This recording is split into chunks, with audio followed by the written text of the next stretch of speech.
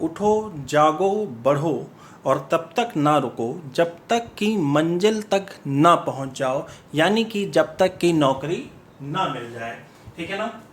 इन्हीं शब्दों के साथ हम अपनी आज की क्लास शुरू करते हैं और हमारा आज का टॉपिक रहेगा G4 वायरस। हाँ दोस्तों, बिल्कुल सही सुना आपने, G4 वायरस। चीन से निकल पड़ा है एक और वायरस। चाहे आप इसे हंसी की बात कर लें, चाहे आप मजाक में उड़ाएं, चाहे सीरियसली लो, ठीक है ना, लेकिन ये सच्चाई है दोस्तों कि कोरोना, फिर हंता, स्वाइन फ्लू, ठीक है, बर्ड फ्लू और भी कई प्रकार के वायरस ना जाने क्यों चीन से ही उत्पन्न होते रहते हैं। और एक वायरस फिर से उत्पन्न हो चुका है जिसका नाम है G4। ठीक है ना। आइए हम जानते हैं कि G4 वायरस क्या है। देखिए, यह वायरस सुअरों में पाया जा रहा है। किस में पाया जा रहा है दोस्तों? सुअरों में पाया जा रहा है, सुअर उद्योग में। ठीक है ना। तो सुअर उद्योग में जो व्यक्ति अभी जो मनुष्य कार्यरत थे, ठीक है, तो आप देखिए बहुत ध्यान सुनेंगे, सुअरों में तो पाया गया, साथ ही साथ कुछ मनुष्यों में भी इसके लक्षण मिले। ठीक है ना। तो एक बात तो आप जान लीजिए कि जानवरों से मनुष्यों में हो रहा है, ये बिल्कुल फैक्ट है। ठीक है। लेकिन मनुष्यों से क्या मनुष्यों में संचारित होगा, अभी ऐसा कोई दावा नहीं किया गया है। ठीक है ना। और यह वायरस मिला है, यह दावा किसका है? तो आप कहेंगे अमेरिका की science journal presidents of the national academy, ठीक है ना, के द्वारा प्रकाशित एक लेख में इसका दावा किया गया है। ठीक है। एक चीज और, G4 को देखिए, G4 को आप इस तरह से कहेंगे G4EA वायरस, G4EA वायरस। ठीक है ना। इसका पूरा नाम जान लेते हैं हम लोग, जीनोटाइप 4 रिसोल्टेंट यूरेशियन एवियन। फिर से सुन लीजिए, जीनोटाइप 4 रिसोल्टेंट यूरेशियन एवियन। अब हम बात करते हैं कि G4 वायरस आखिर है क्या। आप बहुत ध्यान से देखेंगे, यूरोप और एशिया के कुछ पक्षियों में पाए जाने वाला वायरस और एशिया के सुअरों में पाए जाने वाला वायरस, यह दोनों का मेल, इन दोनों का क्या है? मेल है G4। ठीक है ना। संरचना काफी कॉम्प्लिकेटेड है इसकी। अभी इफेक्ट कैसे डाल रहा है ये भी सुन लीजिए आप। कुछ कोरोना से मिलता जुलता है, कुछ कोरोना से मिलता जुलता है, मतलब कि रेस्पिरेटरी सिस्टम पे, श्वसन तंत्र पे आक्रमण कर रहा है, श्वसन तंत्र की ऊपरी कोशिका पर जाकर जम जा रहा है। ठीक है ना। आप कह सकते हैं कि जो श्वसन तंत्र की ऊपरी कोशिकाएं हैं उसमें जाकर बंध जा रहा है और जिससे इंसान को सांस लेने में दिक्कत, हार्ट अटैक, किडनी फेलियर, इस तरह की प्रॉब्लम आ सकती है। ठीक है ना। तो आप देखेंगे एक चीज और, G4 वायरस 2009 में वायरस पाया गया था एक H1N1। यह भी वायरस कहां से आया था? चीन से आया था। H1N1 आप सभी लोग जानते हैं H1N1 के बारे में कि महामारी बन गया था ये वायरस उस टाइम पे। ठीक है ना। तो कुछ H1N1 से मिलता जुलता है। कौन सा वायरस? G4 virus. एक चीज और ध्यान देंगे आप कि H1N1 कब आया था? तो आप कहेंगे 2009 में। G4 वायरस से पूछ ले भाई कब G4 वायरस, तो आप कहेंगे 2020 में। ठीक है ना। इतनी बातें समझ में आ गई दोस्तों आपको। और सुन लीजिए, H1N1 में ही कुछ जेनेटिक बदलाव के कारण इसका जन्म हुआ है, ये बात साइंटिस्टों द्वारा कही जा रही है। ठीक है ना।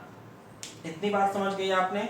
और सुन लीजिए ध्यान से आप एक चीज और कि 2016 2011 से अगर 18 तक की बात की जाए तो चीन में जितने भी सुअर पाए जाते हैं उनमें इसका पता लगाया गया है। मतलब सुअरों के लार में, ठीक, उनके सलाइवा में चेक किया गया है और इस वायरस का पता चला है। ठीक है ना। आप कह सकते हैं कि उनकी नाक से, उनके फेफड़ों से इस वायरस का पता लगाया गया है, सलाइवा में पता लगाया गया है। इतनी बातें दोस्तों आपको समझ में आ गई हैं। चलिए आगे बढ़ते हैं। अब सुनिए दोस्तों, ऐसा नहीं है कि अमेरिका की ही science journal president of the national academy ने कहा है। ठीक है। चीन की भी एक एकेडमी है, आप ध्यान सुनेंगे, centre for disease control and prevention. ठीक है।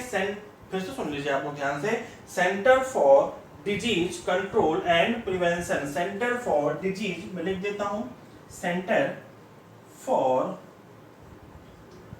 Disease control and prevention. ठीक है, ये है। और इन्होंने भी कहा है कि भाई ये इस तरह का वायरस कोई आ चुका है, इससे अब बचने की जरूरत है, और यह एक पैंडेमिक डिजीज बन सकती है। पैंडेमिक माने होता है महामारी, पैंडेमिक डिजीज बन सकती है, यह भी एक पैंडेमिक डिजीज बन सकती है। ये कहा है किसने? चीन के centre for disease control and prevention ने कहा है कि यह भी एक महामारी पैंडेमिक डिजीज बन सकती है। मतलब कि पैंडेमिक का मतलब ये होता है कि विश्व भर में जिसकी दवा न हो और शरीर में जिस वायरस से लड़ने की प्रतिरक्षी प्रणाली न उत्पन्न हुई हो, मतलब जो हमारे शरीर का WBC है वह अभी इस वायरस से लड़ने के लिए सक्षम नहीं है, ठीक है। और उसी डिजीज को हम कहते हैं पैंडेमिक डिजीज, मतलब यह एक महामारी बन सकती है, ठीक है। और सुनेंगे आप ध्यान से, इस डिजीज का अभी तक मनुष्यों से मनुष्यों में प्रसार का कोई अस्तित्व नहीं मिला है, कोई साक्ष्य नहीं मिला है, ठीक है। घबराना चाहिए आपको, लेकिन फिर भी क्योंकि हो सकता है। आप सुन लीजिए ध्यान से, 2016 और 2011 इन दोनों ही सालों में एक एक मरीज मिल चुका है इस वायरस से मिलता जुलता, इस वायरस से मिलता जुलता, ठीक है ना। ये भी आप जाने रहिए कि मिल चुका है। और सुन लीजिए ध्यान से आप, मनुष्यों में अन्य वायरस की तुलना में यह तेजी से फैलेगा, ठीक है।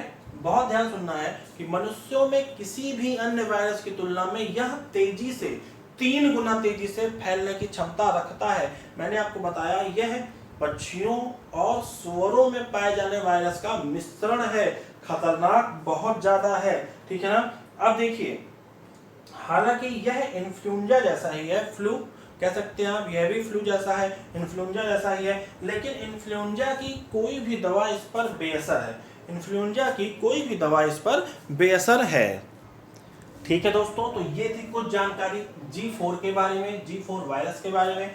आप जानते रहिए कि एक वायरस और उत्पन्न हो चुका है सूअरों से जो फैल रहा है, ठीक है। फिलहाल भारत में या भारत के सूअर जो भी हैं उनमें ये नहीं है, ठीक है ना। आप जानते हैं कि स्वाइन फ्लू फैला था, 2017 की बात है, ठीक है। तो उस टाइम भी सूअरों से ही फ्लू फैल रहा था, H1N1 फैल रहा था, 2009 की बात है, उस टाइम भी सूअरों से ही फैल रहा था, ठीक है। और यह सभी एक महामारी का रूप ले चुके हैं, तो यह भी महामारी बन सकता है। और इस बार अगर महामारी आई तो कोरोना से भी भीषण काम हो सकता है, ठीक है ना।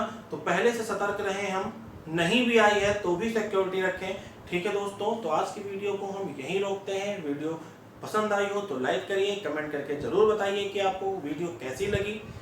और अगर आपको कोई और इंटरेस्टिंग टॉपिक जानना हो तो उसको भी आप कमेंट कर सकते हैं। जिन्होंने चैनल को सब्सक्राइब नहीं किया है सब्सक्राइब कर दीजिए, बेल आइकन का बटन जरूर प्रेस करिए दोस्तों, ताकि आपको अगली वीडियो की नोटिफिकेशन मिल सके, ठीक है ना। एक बात और जानते रहिए दोस्तों, पढ़ाई आपको करनी पड़ेगी अगर आपको आगे बढ़ना है तो, ठीक है ना। मुझसे पढ़ रहे हैं तो अच्छी बात है, मेरे लिए भी आपके लिए भी। अगर नहीं पढ़ रहे हैं तो भी अच्छी बात है, किसी दूसरे से पढ़िए, लेकिन पढ़िए, खुद से पढ़िए, पढ़िए। मेहनत ही एक उपाय है सफलता का, ये बात मानते रहिए, ठीक है ना।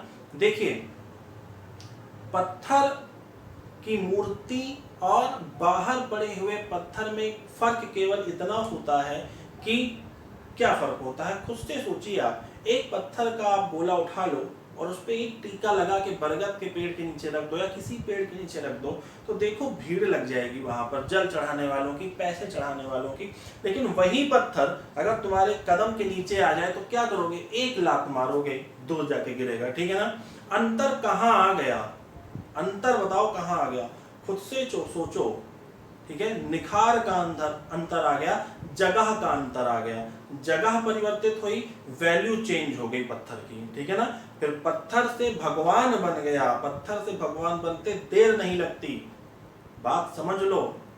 अपने अंदर निखार लाओ, वैल्यू बढ़ जाएगी, ठीक है। पत्थर से भगवान बनोगे और भगवान की हमेशा पूजा होती है, ठीक है ना।